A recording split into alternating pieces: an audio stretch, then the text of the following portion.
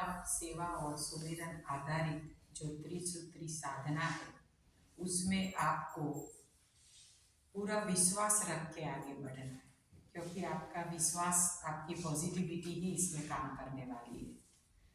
हम चाहे कितना भी बोलें, लेकिन अगर आपका मन पॉजिटिव नहीं है तो रिजल्ट नहीं मिलता है। रिजल्ट तभी मिलता है जब हम मन से पॉजिटिव हो।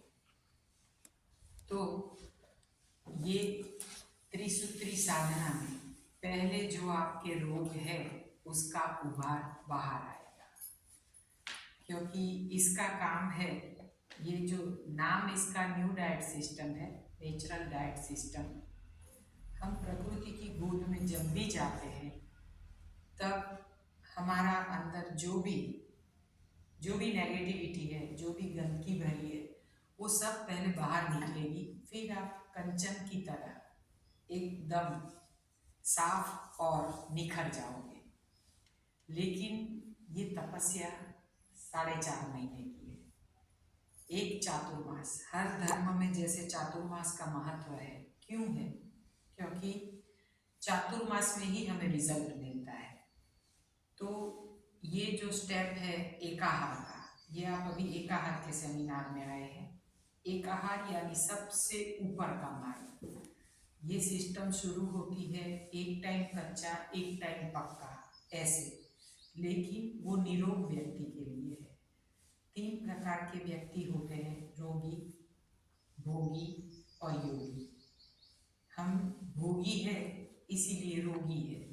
रोगी में से निरोगी बनना है, योगी बनना है, तो ये माध्यम जो आहार का है वो सबसे उत्तम है।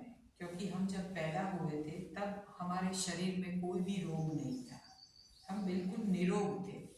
हमारी जन्म कुंडली में भी कहीं BP, diabetes, cholesterol, bypass, asthma कुछ लिखा नहीं है। आया कहाँ से? तो जो आया है वो गलत भोग का परिणाम रोग है। हमने जो भी भोग लिया उसमें कुछ गलती की है। प्रकृति के नियम अनुसार हमने अपना आहार नहीं लिया है, क्योंकि मनुष्य ही एक ऐसा प्राणी है जो अपनी बुद्धि के अनुसार आहार लेता है। बाकी दुनिया में 84 लाख योनि है, मनुष्य के अलावा और कोई भी पशु प्राणी हम देखते हैं कि किसी को भी पका के, उबाल के, उसको जला के, मसाले डाल के खाने की आदत नहीं है। हर कोई पशु प्राणी अपना आहार लेता है, जो भी प्रकृति ने बनाया वही लेता है। और इंसान प्रकृति ने बनाया उसमें भी अपना चंचुपात करता है, यानी कि हर चीज को गैस के ऊपर उबाल और सब में मरी मसाले डाल के खाना सीखता है। तो क्या है, वो हर चीज पका के खाता है, इसलिए उसके सत्व तत्व बिल्कुल नष्ट हो जाते हैं, उसमें कुछ भी नहीं बचता है। जो भी होता है केवल मसाला, स्वाद केवल मसालों का है। बाकी नेचुरल चीजों का स्वाद कैसा होता है, जब आप लेते हो तब आपको पता चलेगा कि परमात्मा ने उसके अंदर कितनी मिठास भरी है। खट्टे फलों में सब कुछ, उन्होंने हर किस्म के फल और वेजिटेबल हमें दिए हैं कि जिसमें हमें सारे स्वाद मिलते हैं। नमक नहीं दिया है। किसी भाजी में हमें थोड़ा नमकीन लगता है, जब हम कच्ची भाजी का सलाद खाते हैं ना तो उसमें थोड़ा सा आपको नमक महसूस होगा। जैसे पालक है, खट्टी भाजी है, तो उसमें हमें थोड़ा थोड़ा उसका एहसास होता है कि अभी और लोग आ रहे हैं। तो ऐसे एहसास जब हमें होता है तो हमें वो नेचुरल स्वाद मिलता है। लेकिन वो नेचर को हमने कभी पहचाना नहीं कि परमात्मा ने इतना दिया है, फिर हमें उबाल के खाने की क्या जरूरत है। किसी भी पशु प्राणी को बीपी, डायबिटीज, कोलेस्ट्रॉल नहीं होता है, किसी को बाईपास की जरूरत नहीं होती है, और इंसान को ही होती है, क्योंकि हमने हर चीज का सत्व तत्व नष्ट किया। इसीलिए हमारे में डेफिशिएंसी आई और हमें सप्लीमेंट्स की जरूरत पड़ने लगी, दवाई की जरूरत पड़ने लगी, जबकि वो हमारे लिए परमात्मा ने नहीं बनाई है, वो मैन मेड है। गॉड मेड क्या है? जो प्रकृति ने दिया। तो जब भी आप प्रकृति की शरण में आते हो तब आपको समझो सब कुछ मिल जाता है और आपकी सारी डेफिशिएंसी खत्म हो जाती है। B12, B3, haemoglobin, calcium, minerals, vitamin, जो भी आपकी कमी है वो प्रकृति की शरण में जाने के बाद पूरी होती है। जब आप प्रकृति की शरण में जाते हो तो एकदम से तो कुछ हमें मिटता नहीं है। जो भी रोग हमने अंदर पहले, हमारे रोग को हमारा एड्रेस पता चल गया है कि यहाँ पे तो हमें अच्छा तला भुना और पक्व भोजन मिलता है, हमारा पेट भर जाता है, तो हमें अब यहाँ से जाने की इच्छा नहीं है। भले आप दवाई से अपने रोगों को दबाते हो, लेकिन रोग जाता नहीं है, क्योंकि दवाइयों में स्वास्थ्य नहीं है, वो केवल अपने रोगों को दबाती है, बाहर डिटेक्ट नहीं होने देती। बाकी अंदर का तो ऑर्गन कोई ना कोई डैमेज करती है एलोपैथी दवाई, सबको पता है। कि जैसे एक सिंपल एग्जांपल कि बीपी की आप एक छोटी सी गोली खाते हो तो उससे आपका हार्ट ब्रॉड होने वाला है लंबे टाइम में, भले 10-15 साल के बाद, लेकिन वो हार्ट जब ब्रॉड होगा तो उसका हार्ट का पंपिंग आहिस्ता आहिस्ता कम होएगा। जैसे पंपिंग कम हुआ तो उसको सांस लेने में थोड़ी दिक्कत होगी, तो फिर क्या होगा, फिर बाईपास तक जाएंगे। तो ये थोड़े ना कुंडली में लिखा है, ये हमारे आहार की वजह से हुआ है। तो इसीलिए हमें ध्यान रखना है कि जब भी हम ये प्रकृति की शरण में जाते हैं और आहार के जरिए जब हम अपना रूटीन चेंज करते हैं तो पहले उभार आने की संभावना है। मैं ये नहीं कहती हूँ कि सबको उभार आए, जो पुराने साधक है उसको कुछ नहीं होने वाला है, क्योंकि उनका उभार निकल चुका है। जो पहली बार आए हैं उनका उभार आना संभव है, उसमें खुजली आना, आंखों में पानी, नाक में पानी, सर्दी बलगम होना, सर दुखना, चाय छोड़ी है तो सर दुखना, ये सब होना संभव है। तो ये कुछ भी हो तो आपको घबराना नहीं, क्योंकि ये सब अंदर से बाहर निकल रहा है। जो निकलने के द्वार है वहीं से सब बाहर निकलेगा ना। तो जब बाहर निकलता है तो तब आपको उसको सपोर्ट करना है। कैसे? एक पहला है उपवास, जो सुबह का लंघन है, दूसरा है एनीमा, और तीसरा है जब भी शरीर थकावट अनुभव करे तब आराम कर लो, क्योंकि ये 3 चीजों से आप 3 दिन में आपको इस चीजों की आदत हो जाएगी कि सुबह का लंघन करना है। उसकी आदत आपको एनीमा के बाद होगी। जब आप एनीमा करोगे, और एनीमा से क्या होगा, आपका जो पुराना मल है वो अंदर से निकलेगा, क्योंकि हमने आज तक पक्व भोजन खाया है। पक्व भोजन 48 घंटे में एक बार हजम होता है। हम 48 घंटे में, समझो नॉर्मल लाइफस्टाइल में लोग 4 बार खाते हैं पक्व भोजन, तो वो निकलने में करीबन 3 दिन लगते हैं।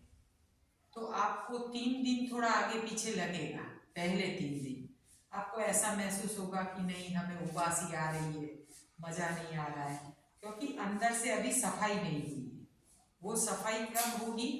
जब आप प्रकृति का आहार यानी कि नेचुरल डाइट आप अंदर डालेंगे, और वो भी जूस के फॉर्म में, क्योंकि रस जाएगा वो आपके पुराने मल को पिघलाएगा और फिर अच्छे से वो बाहर भी फेंकेगा। जैसे कि आप अभी ग्रीन जूस पियोगे, आपका अंदर से घुमड़ के सब निकलने वाला है, क्योंकि वो 2 घंटे में ही सफाई करता है ग्रीन जूस। कल आपको पता चल गया होगा, रात को लिया होगा, निकला था कुछ नहीं हुआ, यानी कि अभी जमा है।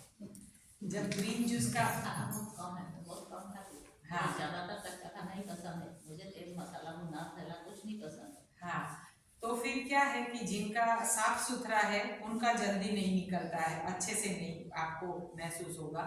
या फिर आपका अंदर थोड़ा बहुत जमा है तो कोई बात नहीं, पहले नहीं तो दूसरे दिन, दूसरे नहीं तो तीसरे दिन निकलने तो वाला है सबका थोड़ा बहुत, क्योंकि पकवान थोड़ा सा भी खाया है तो वो अंदर से जब पूरा इंटेस्टाइन आपका साफ होगा तब आपको खुद को पता चल जाएगा, और आपके जो रिपोर्ट्स है वो भी अपने आप नॉर्मल होते जाएंगे 3 दिन में। पहले 3 दिन ही बीपी डायबिटीज की आपको दवाई लेने की जरूरत पड़ती है, उसमें भी आपको तीसरे दिन आपका डोज कम ही होने वाला है। जो भी इंसुलिन लेते हो या टैबलेट लेते हो, चेक करके लेना। भले आप अंगूर खा रहे हो लेकिन एक ही चीज जा रही है, तो वो चीज आपके अंदर दवाई का काम करने वाली है। जब एकाहार का महत्व क्या है, इसको डायरेक्ट ये मास्टर डिग्री क्यों कहते हैं, क्योंकि नॉर्मल तरीके में कोई लोग 40 के बाद एक ही टाइम भोजन करते हैं। जो लोग शास्त्र में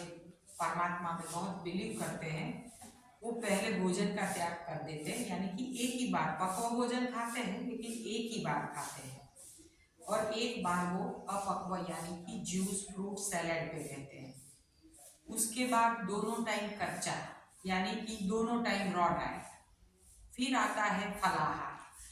तो रॉ डाइट यानी कि कच्चा, उसमें फल भी आते हैं, वेजिटेबल्स भी आते हैं। फिर आता है जैसे फलाहार, तो फ्रूट खाया और जूस पिया। फिर आता है रसाहार, यानी अलग अलग विविध जूस लिए। जैसे सुबह आपको जब भी इच्छा हुई तो आपने नींबू पानी लिया, या फिर ग्रीन जूस से शुरुआत की, या अंगूर के जूस से शुरुआत की, या नारियल पानी से शुरुआत की, लेकिन केवल लिक्विड फॉर्म पे चलना। उसके बाद आता है एक ही आहार। वो सबसे कठिन तपस्या है, क्योंकि इसमें अच्छों का मन टिक जाता है, लेकिन इसी में आपको मन बना के रखना है, क्योंकि एक ही आहार, घोड़ा एक ही चीज खाता है और उसको सब मिल जाता है। उसको कभी कोई चीज की डेफिशिएंसी होती ही नहीं, क्योंकि उसका आहार परमात्मा ने जो निर्मित किया वो एक ही चीज खाता है और उसको सब कुछ मिल जाता है। तो जब हम बीमार हैं, हमें ज्यादा तकलीफ है, तब हमें एक ही चीज पे चलना है। वो बहुत फास्ट इफेक्ट करती है, इतना फास्ट जो आप इतना जो 4 महीने में इतना लंबा खींचते हैं, वो 4 महीने नहीं, ये 2 महीने में आपका रिजल्ट आ जाता है। चाहे कब्ज हो या कब्ज से लेके कैंसर तक बीच वाले सारे रोग आ गए। कब्ज सभी रोगों की जड़ है और कैंसर सबसे महान रोग मानते हैं, लेकिन कैंसर भी चला जाता है एक आहार से, और वो भी अगर ऑर्गेनिक चीज पे हो तो। बाकी तो ये अंगूर है, वो ऐसी चीज है, वो फलों की रानी। मैंगो है, वो फलों का राजा है, लेकिन पावर रानी में होता है। और मां बनने का अधिकार परमात्मा ने केवल रानी को दिया है।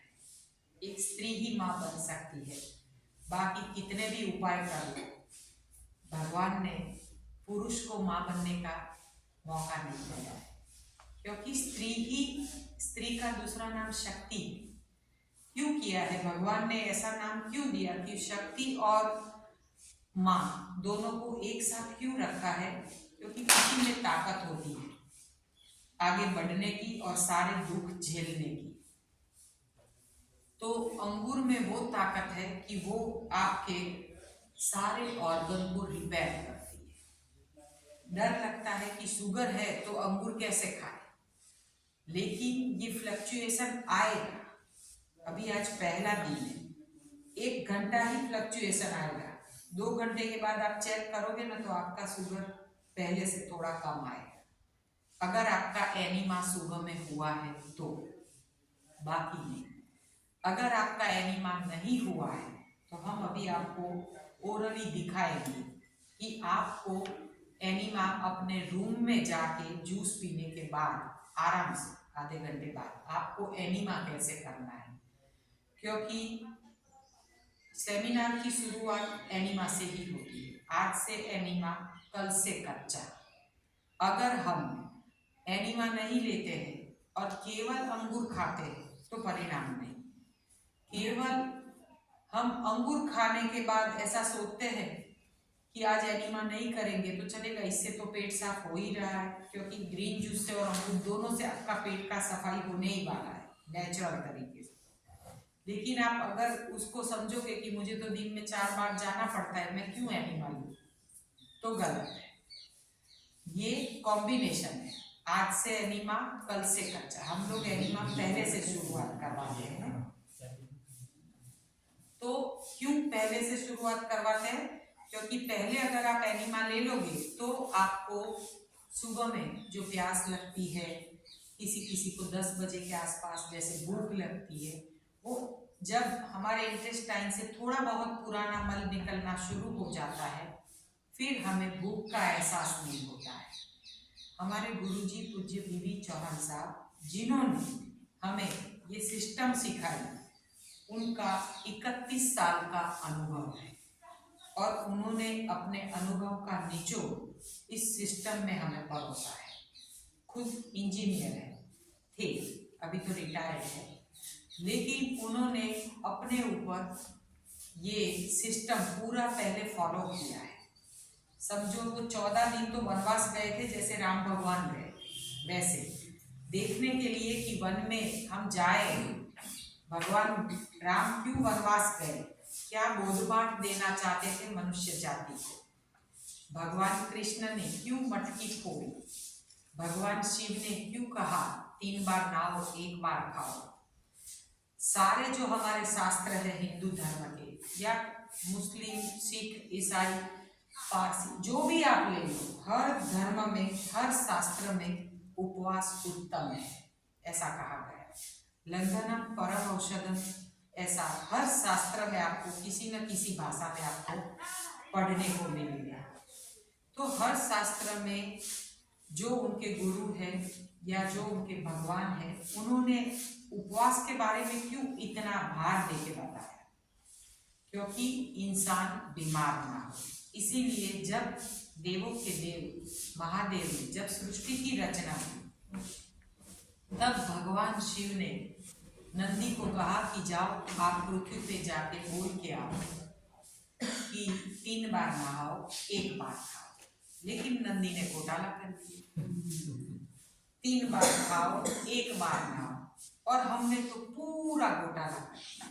सुबह उठ के खाना शुरू करो, रात को सो, तब तक खाते रहो, प्रभु के गुण गाते रहो और डॉक्टर की दवाइयाँ खाते रहो। हाँ, हमने कुदरत के किसी नियम को हमने फॉलो नहीं किया कि जैसे अंधेरा हो तब पक्षी भी बंद कर देते हैं, पशु भी बंद कर देते हैं, लेकिन हमने कुछ भी बंद नहीं किया। और एक बार मुश्किल से जाओ, फिर कहाँ जाएगा, फिर सब अंदर जमा होने लगा इंटेस्टाइन में, और इंटेस्टाइन का काम है अंदर से इंसुलिन देना, लेकिन उसके ऊपर लेयर के ऊपर लेयर के ऊपर लेयर होते रहे और खाते पीते घर की निशानी बाहर आ जाती है, यानी कि अपना पेट बाहर आ जाता है। और हम सोचते नहीं है कि ये क्यों बाहर आया, ये और कुछ नहीं, ये केवल अंदर पड़ा हुआ पुराना मल है, और सभी रोगों की जड़ पुराना मल है, क्योंकि पुराने मल से हमें वायु पैदा होता है। वायु से जब वायु अति हद में जब बढ़ जाता है शरीर में, तब क्या होता है, सर में भारीपन, बॉडी पेन।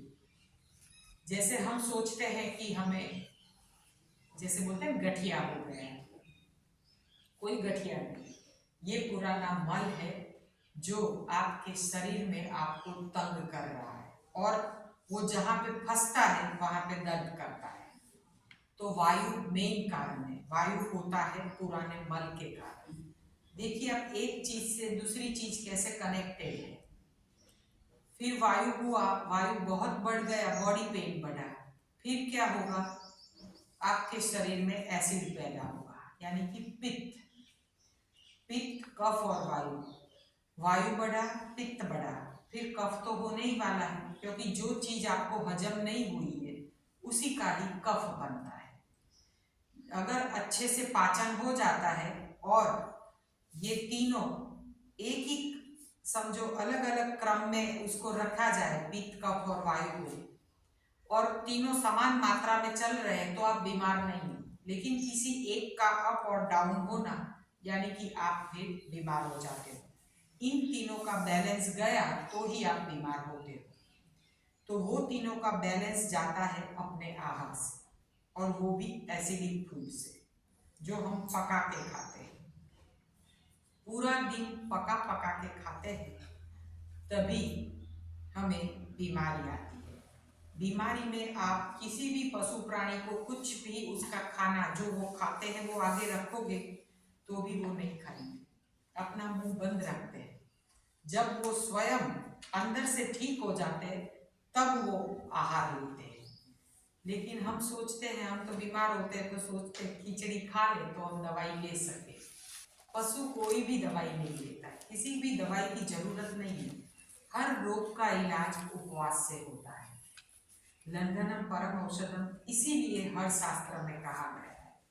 तो हम जब भी बीमार है तब हम लंघन का सहारा लें, जितना हो पाए उतना। अपना शरीर जब डिमांड करता है तब उसको सही आहार दे, यानी कि रस दे, क्योंकि जहाँ पे रस है वहीं पे कस है। जहाँ दल है वहां पे मल है, यानी कि दल वाली चीजें खाई तो मल बनने वाला है। लेकिन जब बीमार है तब दल न खाए ताकि मल बने ही नहीं, और केवल रस ले ताकि वो इजीली हमारे यूरिन के जरिए और लेट्रिन के जरिए निकल जाए। इसीलिए बीमार व्यक्ति के लिए रसाहार उत्तम में उत्तम है। अंगूर, ऑर्गेनिक अंगूर ऐसी चीज है, उस पे एकाहार क्यों करना है?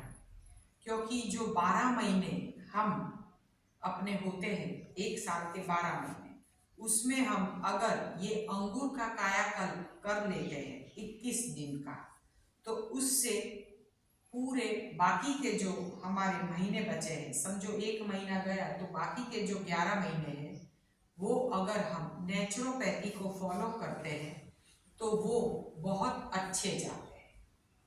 हम छोटी मोटी बीमारियों से बच जाते हैं, जैसे कि वायरल इन्फेक्शन आता है तो फिर वो हमें नहीं लगता है। जैसे कि कोरोना आया, लोगों को लगा, लेकिन भगवान की कृपा से हमें कुछ नहीं हुआ। हमने कोरोना पेशेंट को छुआ भी है, क्योंकि सुबह का लंघन किया। जो भी इंसान सुबह का लंघन करता है उसको आसपास के वायरस नहीं लगते। क्योंकि लंघन क्यों है? लंघन से हमारे बॉडी में ऑटोफेगी सिस्टम एक्टिव होती है, स्वयं पोषण की प्रक्रिया एक्टिव होती है। जब हम यहाँ से कुछ भी नहीं डालते हैं तो अंदर से ऑटोफेगी एक्टिव होती है और उसमें हमारे अच्छे वाले बैक्टीरिया एक्टिव होके रोगिष्ट बैक्टीरिया को मार देते हैं और एनीमा के जरिए उसको बाहर फेंक देते हैं। तो इसीलिए ऑटोफेगी सिस्टम फिर बाद में हम डीपली समझेंगे।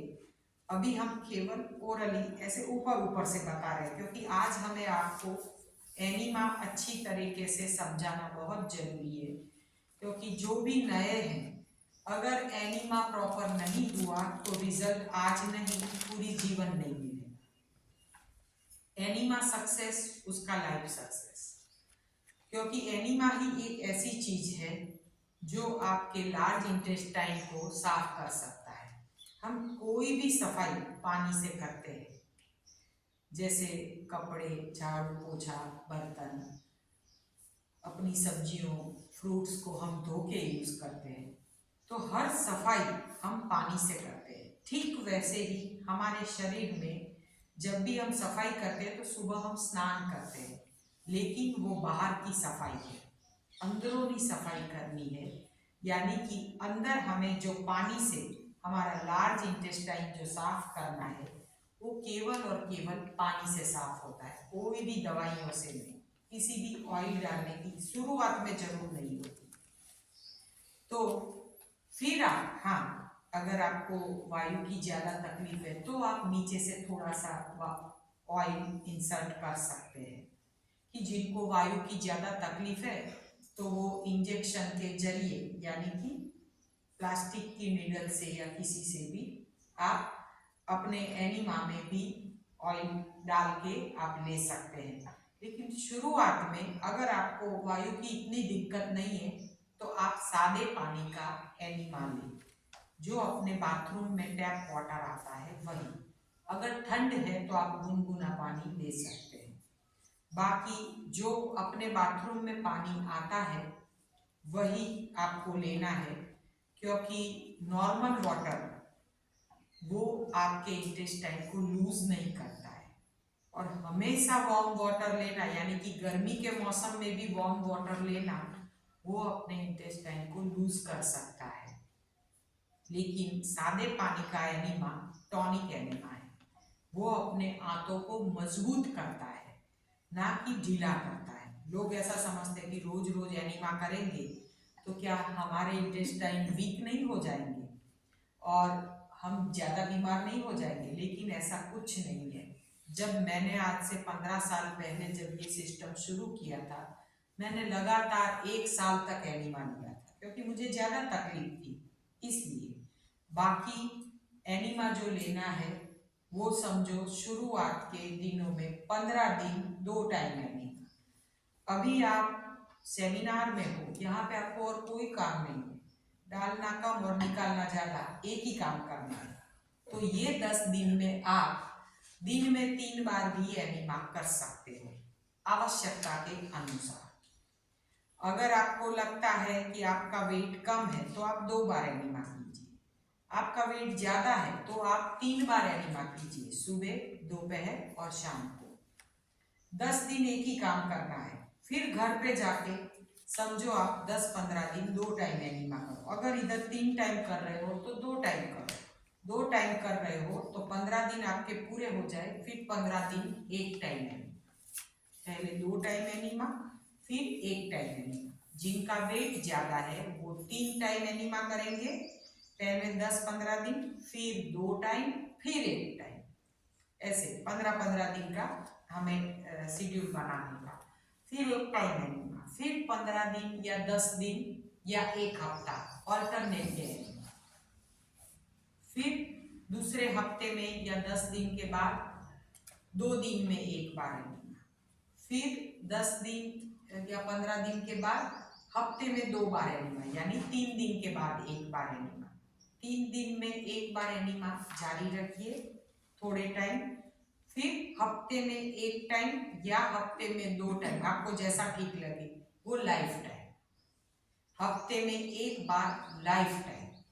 अगर आपका आहार सात्विक है, आप बिल्कुल नॉर्मल भोजन ले रहे और आपके जीवन में कोई भी दवाई नहीं है, तो आप हफ्ते में 1 या 2 बार एनिमा कर सकते हैं रेगुलर, जैसे जब तक जिए तब तक। लेकिन एनिमा के साथ, और अगर हमेशा हमें स्वस्थ रहना है तो उसके साथ जरूरी है हफ्ते में 1 या 2 उपवास। उस दिन आप पक्व भोजन बिल्कुल नहीं छूएंगे, जूस, फ्रूट, सैलेड पे रहेंगे। हफ्ते में 2 दिन आप जिस भगवान को मानते हो, आप जिसमें विश्वास करते हो, उसके लिए, जिसने हमें जन्म दिया, उसके लिए हमें उपवास करना है। हम उपवास उस परमात्मा के लिए करेंगे, लेकिन कल्याण हमारा होने वाला है।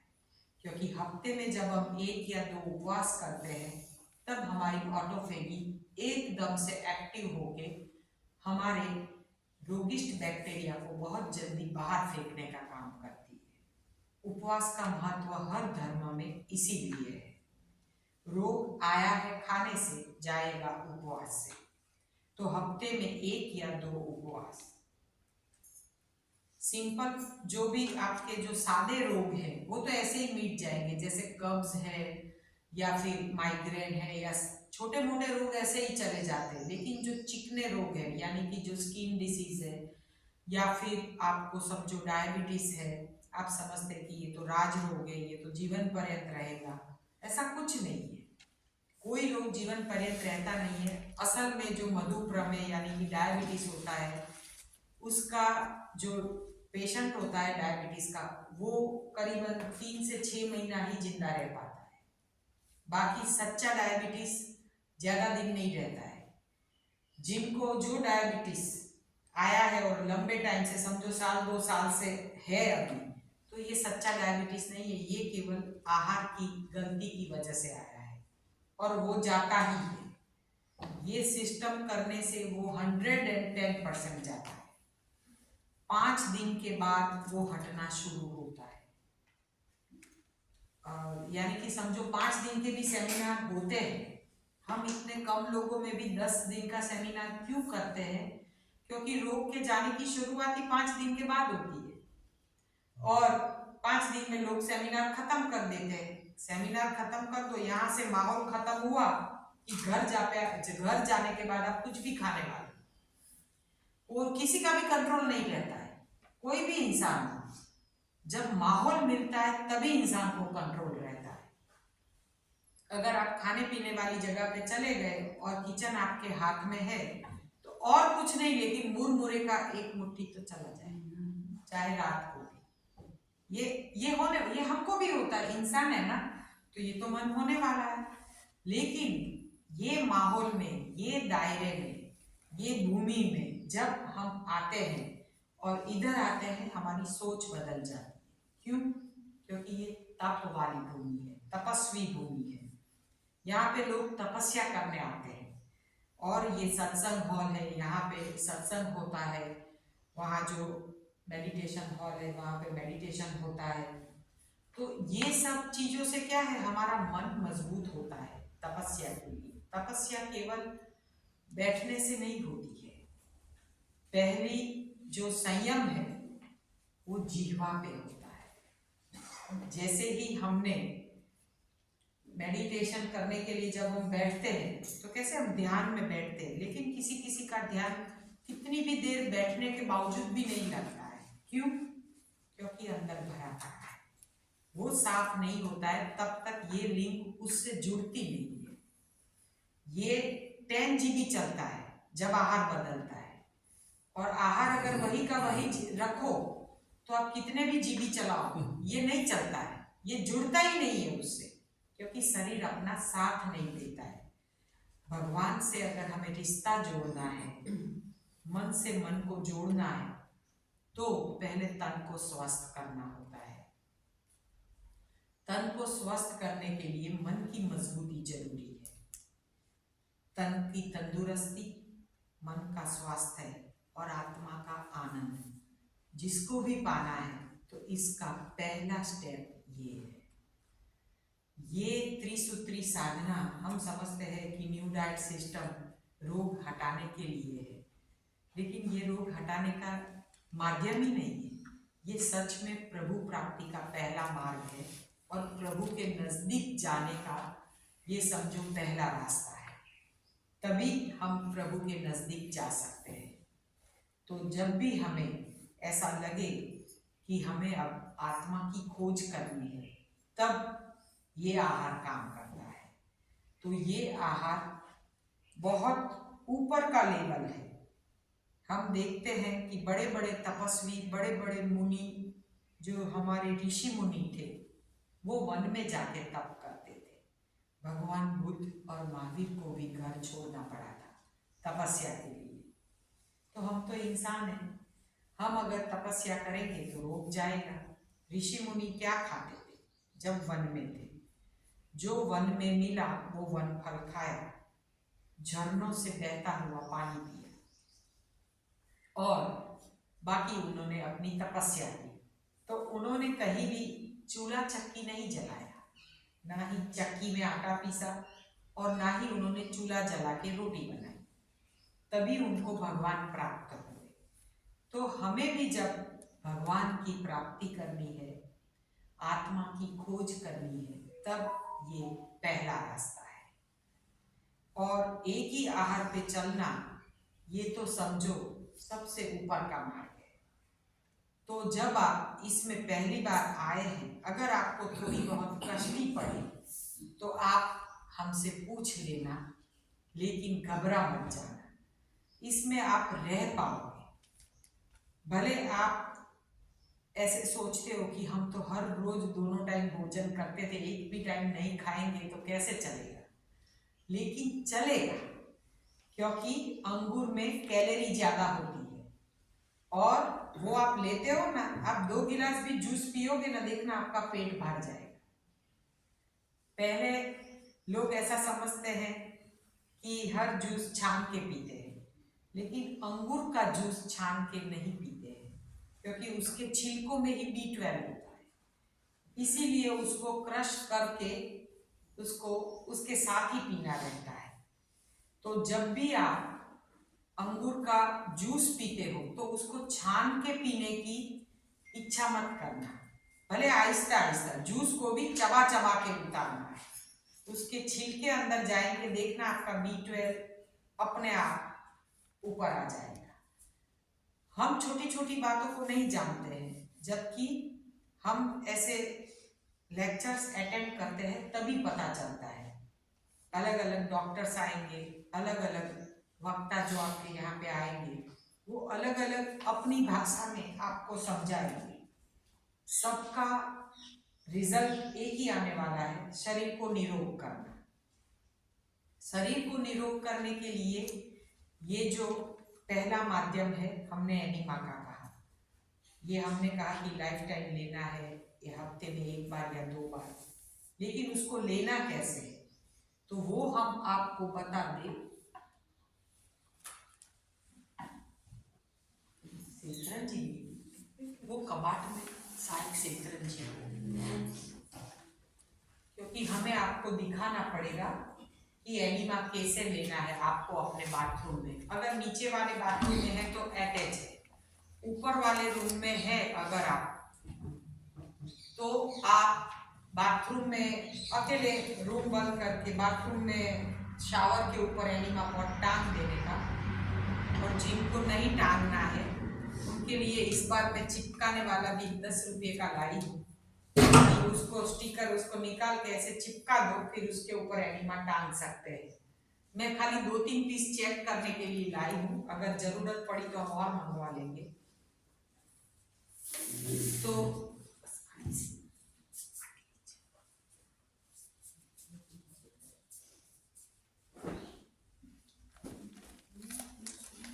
तो फिर हम ये वाइट वाली चेयर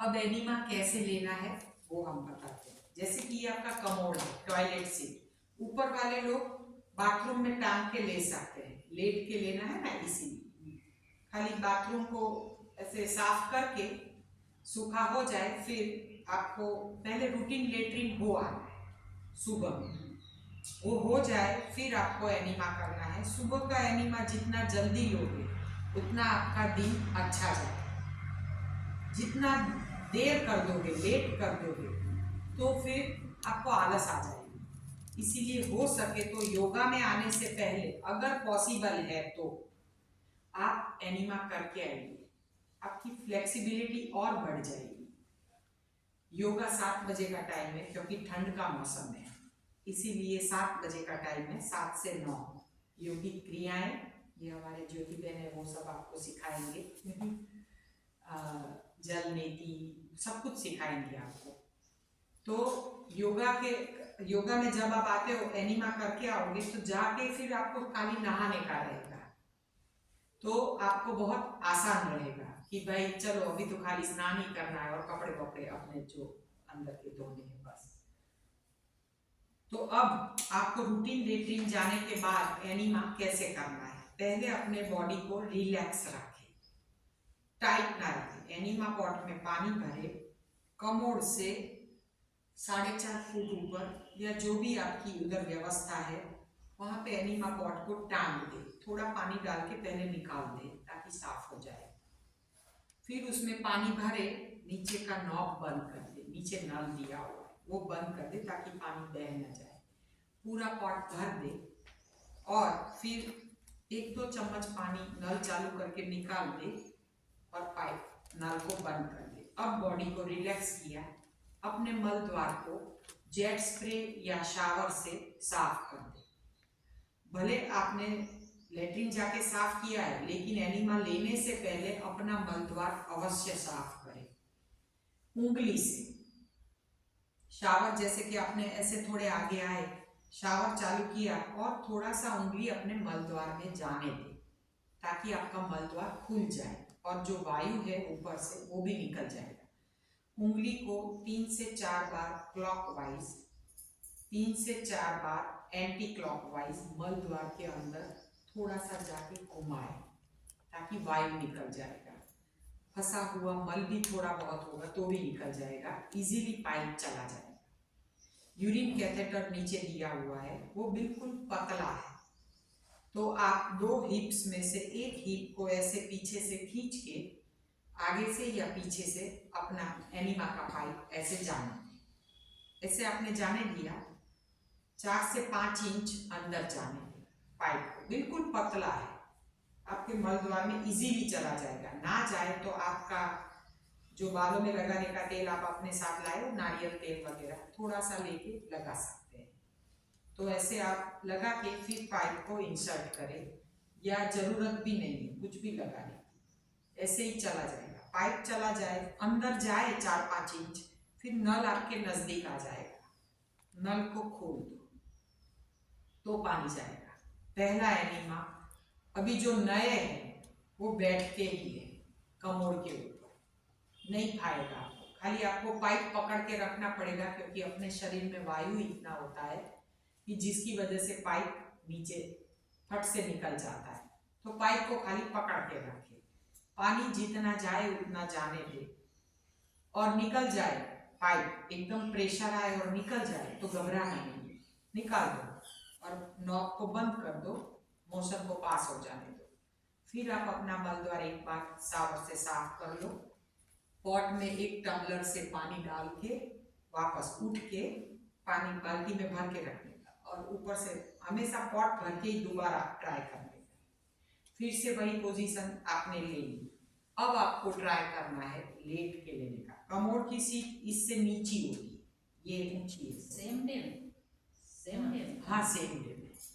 ये आपको, ये तो जो एनिमा किया उसको रेक्टल इरिगेशन कहते हैं, RI, वो आप शाम को करना है। शाम को आप बैठे बैठे करोगे ना तो चलेगा। सुबह में हमें स्नान करना होता है, ठंड है तो एक ही बार नहाएंगे, तो आप शाम में ऐसे बैठे बैठे करोगे तो चलेगा। लेकिन दिन का यानी कि नहाने से पहले का एनिमा आपने डाला, चालू किया, अब आपको मुद्रा करनी है। अपने हाथों को कमोड़ से, जो कर सकता है पॉसिबल है, जिनको घुटनों की तकलीफ नहीं है, ऐसे हाथ को थमा दो। आप कमोड़ के ऊपर बैठे हो, हाथ थमा दिया, फिर अपने घुटने को थमा दो।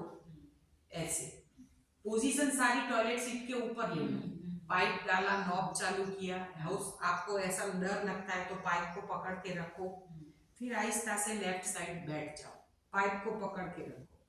अब आपको लेफ्ट साइड लेट जाना है, जैसे बस्ती देते ऐसे। ऊपर वाला पैर है ना उसको मोड़ देना है, नीचे वाला सीधा ऐसे मोड़ देना है, और इस पोजीशन में आपको पानी चढ़ाना है। इंटेस्टाइन का जो शेप है ना उसमें लेफ्ट साइड पूरा इससे क्लियर होगा, उसमें पानी जाएगा। तो ऐसे आपने लिया, आपको लगा कि अभी पॉट में पानी है लेकिन मुझे तो प्रेशर बन रहा है, तो तुरंत चालू में ही पाइप पकड़ के रखिए, निकल न जाए और पलट जाए, ऐसे पलट जाए। उसमें पानी जाएगा, पहले थोड़ा पानी जाएगा और आपको प्रेशर आएगा, क्योंकि हमारे पेट में बहुत वायु है। अगर ये पानी चढ़ गया, पानी खत्म, यहाँ से पाइप निकाल के साइड में रख दो, और फिर आहिस्ता से, अगर आपको अभी प्रेशर नहीं बना है तो आप इस पानी को हिला भी सकते हो, ऐसे जैसे स्विमिंग करते हैं ना, 4-5 बार ऐसे हिलाओगे तो हिला भी सकते हो, जरूरी नहीं है हर कोई हिलाए। और फिर आहिस्ता से बैठ जाए, किसी भी साइड आप मुड़ सकते हैं। एक ही पॉट में 3 मुद्रा भी कर सकते हैं। बाद में हम लोग ऐसे करते हैं कि एक ही पॉट में 3 मुद्रा कर लेते हैं। जब आप थोड़े पुराने हो जाओगे ना, फिर तो फटफट एनिमा हो जाएगा 10 मिनट में। ये शुरुआत में आपको निकालने में थोड़ी देर लगेगी, तो पहले हम ऐसे 2 मुद्रा में कर लेते, एक पॉट में निकल गया। एनिमा में इस बार देर लगेगी, जो नए हैं उनको शुरुआत में आधा पौना घंटा जाता है। और फिर आपका मोशन, आपको जैसे प्रेशर बना तो आप तुरंत कमोड़ के ऊपर बैठ जाइए। प्रेशर नहीं बना है तो पहले ही बाथरूम में तैयारी करके बैठ जाए, ऐसे या पाटले के ऊपर अपने अंदर के कपड़े आपको जो भी धोना है सब तैयारी करके बैठे, क्योंकि उसको मैं होल्ड करना है। पानी जब होल्ड करेंगे तो वो अंदर से काफी कचरा लेके आए, इसीलिए आप जितना 2 सेकंड 5 सेकंड 1 मिनट 2 मिनट जितना होल्ड कर पाओ। जैसे ही प्रेशर बना आप ऊपर बैठ गए, अच्छे से साफ हो गए। अब ये और ये पोर्शन साफ हुआ, लेकिन ये राइट साइड का बाकी रहा, तो उसमें आपको एक बार और पानी चढ़ाना है, यानी कि 2 पॉट में आपकी सारी सफाई हो जाएगी। एक पॉट में लेफ्ट और उल्टा। वो बैठने वाला तो खाली आज आपको खाली ट्राई करना है, फिर बैठ के तुरंत नहीं लेना है। फिर जब दोबारा हमने पॉट में पानी डाला, पाइप लगाया, पोजीशन सारी टॉयलेट सीट के ऊपर लेने की, फिर आपको राइट साइड, ऐसे आप राइट साइड लेटोगे तो ये पोर्शन साफ होगा। ऐसे पानी चढ़ने में 5 मिनट लगते, ज्यादा नहीं, बस ऐसे ऐसे आपने डाले। आपको अगर थोड़ा बहुत प्रेशर बना तो फिर आपको फिर से, अभी उल्टा नहीं होना है, अब सीधा होना है, इसी स्टाइल में सीधा सीधा ऐसे। जिनका टमी ज्यादा है, जिनको पेट उतारना है, वो ऐसे ऐसे भी ले सकते हैं। इसको पवन मुक्तासन या ऐसा कुछ है ना, हाँ, तो बस ऐसे आप ले सकते हैं और बाकी ऐसे भी ले सकते हैं। पानी चढ़ गया और पॉट में खाली है पानी, यहाँ से निकाल दीजिए पाइप और फिर आप किसी भी साइड मुड़ के खड़े हो सकते हैं। समझ गए? नहीं समझे। पानी खत्म हो गया, पाइप आपने निकाल दिया, अब आपको प्रेशर बना तो आप किसी भी साइड, राइट साइड या लेफ्ट साइड मुड़ के आप खड़े हो सकते हैं और कमर पे बैठ सकते हैं। समझ गए? ये हुई। और जैसे अब शाम का एनिमा, ये आपने सुबह में कर लिया और शाम को मैं तो एक ही बार में सारी मुद्राएं कर लेती हूँ, क्योंकि 2 पॉट में सारी मुद्राएं हमारी हो जाती है। पाइप डाला, ये अब रात को तो ठंड है, लेट के नहीं करना है क्योंकि स्नान नहीं करना है, तो पाइप डाला, नॉब चालू किया, हो सकता है कमोड पे बैठ के आराम से हो सकता है। एक ये है और दूसरी ये नमस्कार मुद्रा, एक ये है और एक ये है। अपने घुटने को थमा के नमस्कार मुद्रा, खैर इसमें कुछ बिगड़ने वाला नहीं, समझे? बस ये नमस्कार मुद्रा। तो ये नमस्कार मुद्रा में अगर आप एनिमा करते हो ऐसे, जैसे ही प्रेशर बना आप तुरंत ऊपर बैठ जाइए। आइए, नमस्कार।